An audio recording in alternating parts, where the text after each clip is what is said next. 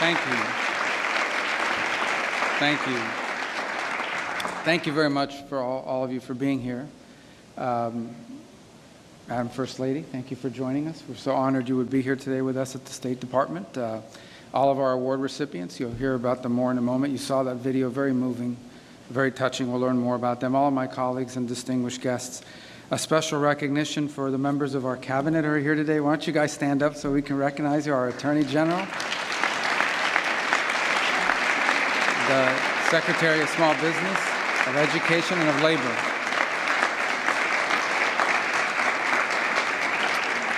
And we're missing Tulsi Gabbard because she's probably spying somewhere right now. So she's busy. But thank you for being here and joining us on this. And good afternoon and welcome to the State Department. This is a beautiful room. We don't use it often enough. But this is an appropriate setting in which to use it. And we're so grateful to be honoring this year's International Women of Courage awardees.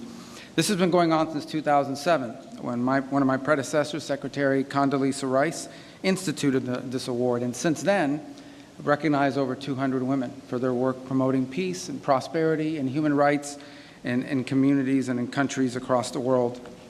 And what we recognize here more than that is not just their work, but the fact that they do so oftentimes at extraordinary risk to themselves, to their families, to their loved ones.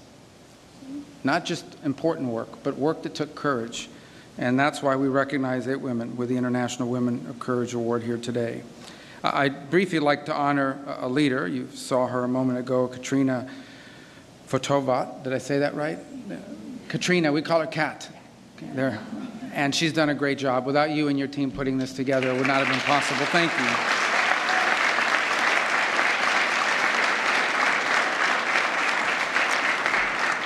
I want to also personally thank the woman of courage who lives in my home, my wife Jeanette, who rarely gets to join us.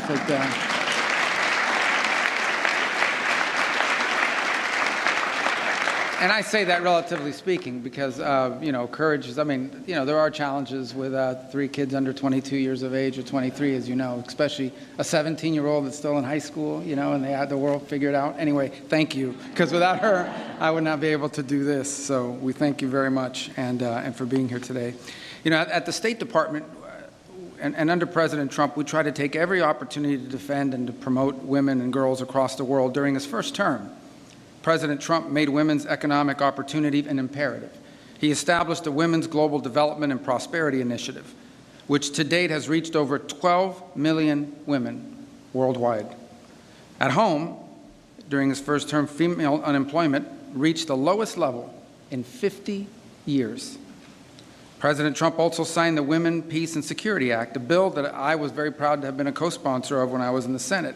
And it was the first comprehensive law passed in any country in the world, first law passed by any country anywhere in the world, focused on protecting women and promoting their participation in society. President Trump is also working now to fulfill his promise to end a brutal war that's going on in Europe as well as in the Middle East.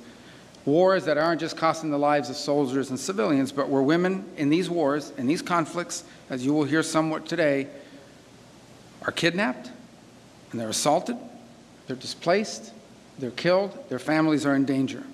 And one of our honorees today knows that too well, because on 7th October of 2023, Amit Susana was abducted from her home by Hamas. And upon her release, she shared details of the sexual violence she endured as a hostage, which allowed medical professionals to document the atrocities that she suffered. And this was at a time when people were denying that these atrocities were being committed, and even blaming Israel for Hamas's brutality. Her bravery, her advocacy brings much needed attention to the scourge of sexual violence and conflicts all over the world. Even as I speak to you now, there is sexual violence going on somewhere in the world in these various conflicts. It is a scourge. There is so much more to be said about the accomplishments and the courage and the leadership of each of these great women.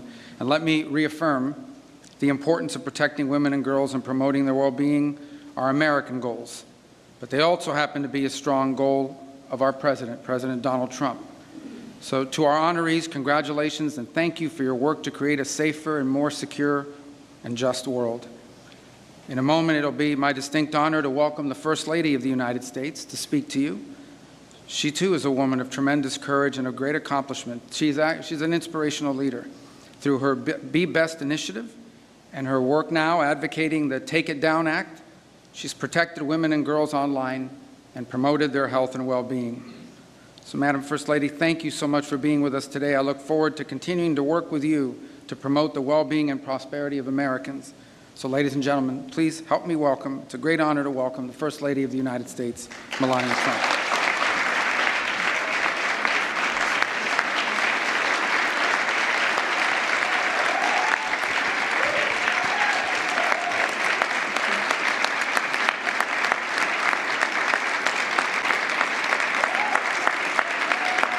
Thank you.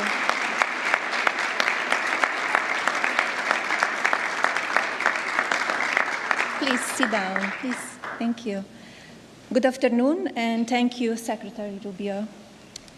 Throughout my life, I have harnessed the power of love as a source of strength during challenging times.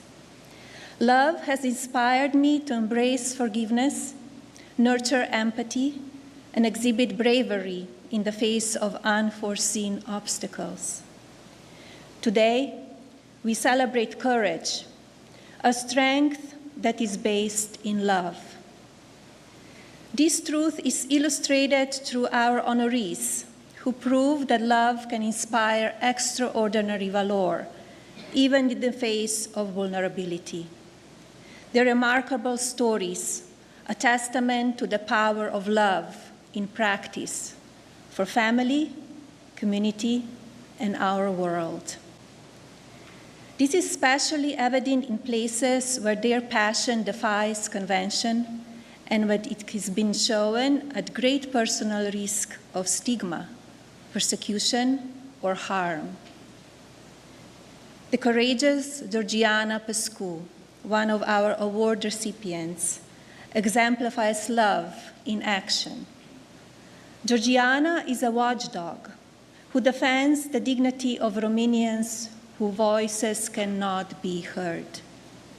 She fearlessly enters facilities designated as care centers to rescue people with disabilities who are unwittingly held captive. In fact, Georgiana usually shows up unannounced and discovers the unimaginable.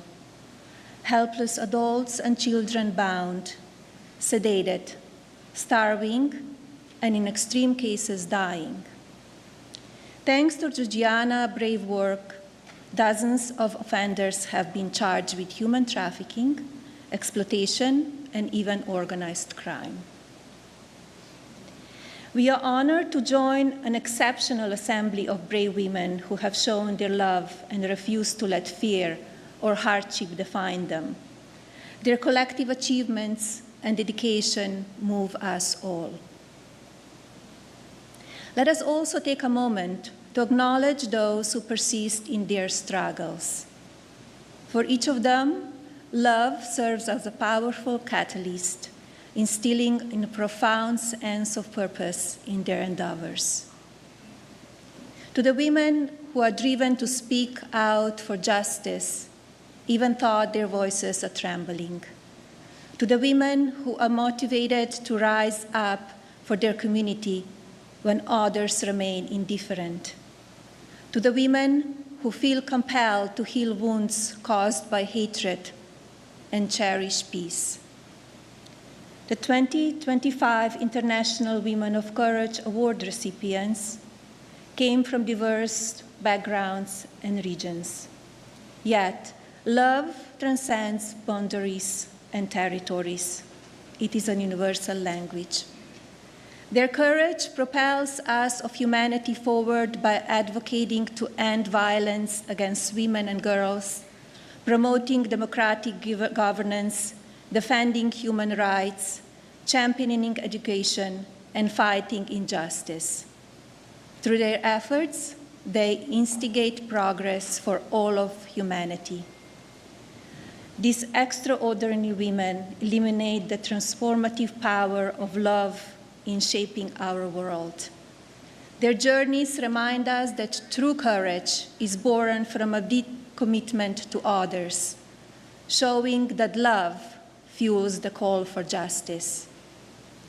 Through their brave actions, they inspire us to embrace our own potential for change, teaching us that while courage drives us forward, it is love that lays the groundwork for lasting impact.